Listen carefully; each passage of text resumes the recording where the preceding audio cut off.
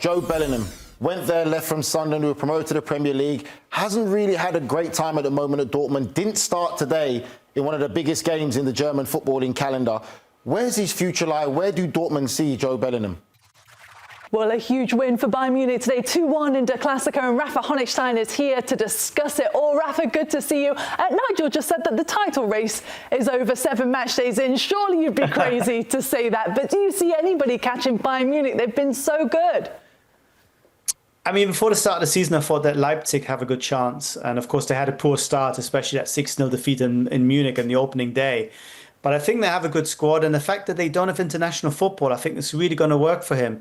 Even today, you saw that Bayern tied a little bit in the second half. Leipzig won't have that problem. So Dortmund might not be quite able to push Bayern all the way. But I think Leipzig will be competitive. Rafa, we always say every year it's going to be Leipzig, it's going to be Dortmund. They're going to be the difference makers for this title race in the Bundesliga. But every year it seems to be Bayern Munich. And I think when I look at what I've seen so far, I don't see any of these guys catching them. So I'm saying should we give Bayern Munich the title now or just wait till Christmas and gift wrap it? I mean, they'll be happy to have it if you can sort it out with the Bundesliga to officially get the trophy over there. I mean, I get what you're saying because Bayern have been very, very dominant. Of course, they won every single game in all competitions, and it doesn't look as if anyone's going to catch them up. But I really wouldn't rule out Leipzig to get that kind of consistency.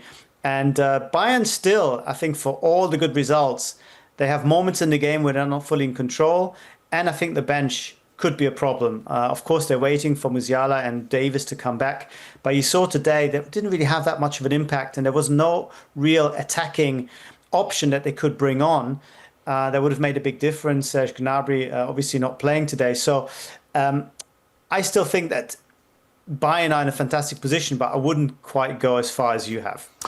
Would you say now for Bayern, Rafa, that the priority should be the Champions League this year? Will that be the main goal and expectations from the club and the hierarchy? We probably say that they are going to win the Bundesliga. They've got the quality, even with players, to come back into it.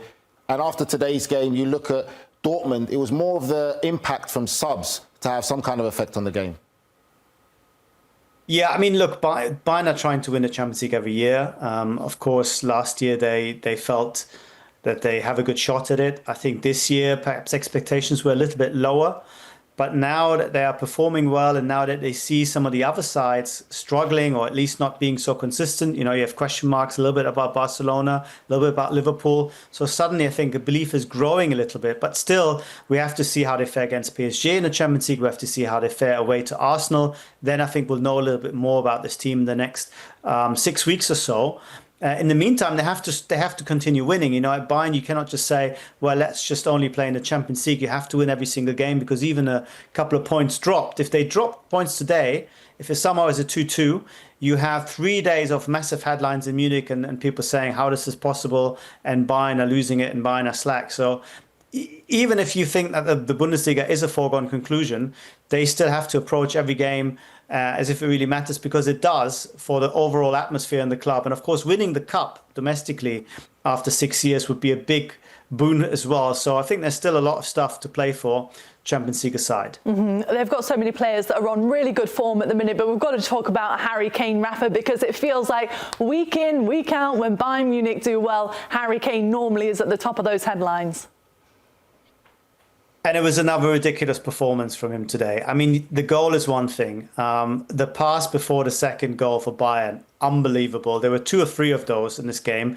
And then with 2 minutes to go, he puts in a sliding tackle outside the box to deny a Dortmund goal. I mean, the guy is just on another level. He's everywhere. He played as a left back for a bit in the last 10 minutes as well. I mean, it is just unbelievable the amount of ground he covers, the impact he has on and off the ball. And Konrad Laimer was talking about it afterwards, and he said, I learned so much from him, not just from his game, but from the mindset, the attitude, the professionalism. He really sets the tone for the Bayern side.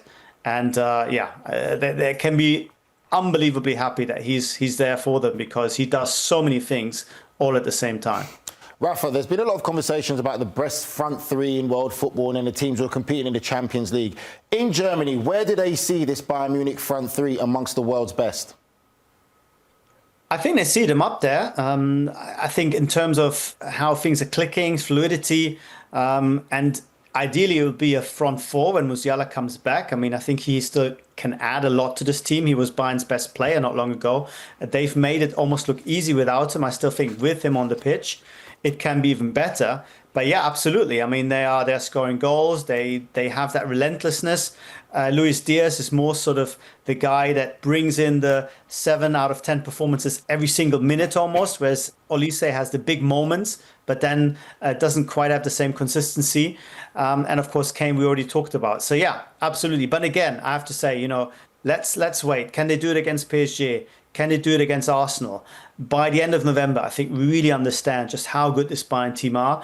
And even if they are good, they have to keep that level up until when it really matters in April, in May. And that's where Bayern teams in the last few years have struggled a little bit, where they've often started really well and couldn't quite keep up the same kind of pace and momentum when it comes to the crunch time. Wow, Rafa, that is harsh. Only 7 out of 10 every week for Luis Diaz. Damn. I mean it as a big compliment because you have some players. 9 will be a compliment, but 7, okay. 7 out of 10 every minute. 7 out of 10 every minute. He never goes beyond a certain level. The output is just constant. Whereas other players, they have big moments and then they're a little bit gone for 10, 15 minutes in a game. The guy is always on. And he's never injured. His physical condition is incredible. I heard from people at Bayern saying that they've never seen a guy arrive so fit when he first turned up. So I mean it as a big compliment. The consistency is always there. He doesn't quite have the same highs as Olise, but he doesn't have any lows whatsoever. Yeah, he has been really good to watch, hasn't he? Defensively, Rafa, let's talk about Manuel Neuer for a second, because he just surpassed Thomas Müller and broke records in German football today. What does his future look like with the club? Because it feels like a year ago he was in a bit of a different position, right? This is such an interesting question, and you're 100% right. When Bayern renewed his contract last year, there were a few people saying, is that really the right move? Isn't he getting on a little bit? Isn't he past his best? And he had 1 or 2 bad moments. You remember how he dropped the ball against Real Madrid in the semi-final to really cost Bayern going through potentially to the final.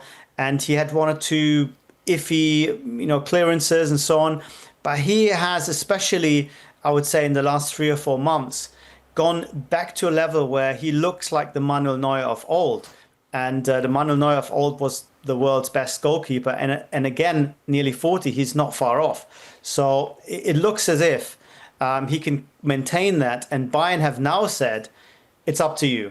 If you feel you can still play and want to play next season at this level, here's another contract. You just have to sign it. So the momentum has completely swung from moment where the club was not quite sure to the club are now 100% happy if he decides to extend. And I think it's heading that way.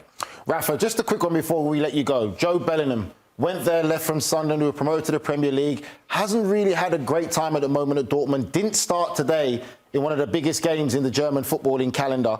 Where's his future lie? Where do Dortmund see Jobe Bellingham?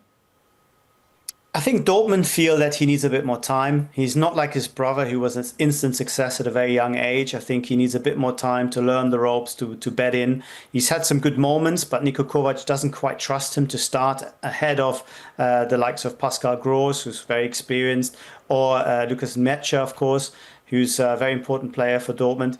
The club are relaxed. The problem is that Jobe and maybe the people around him aren't so relaxed. We had this big incident where his father came into the dressing room and remonstrated with Niko Kovac. Why isn't his son playing more?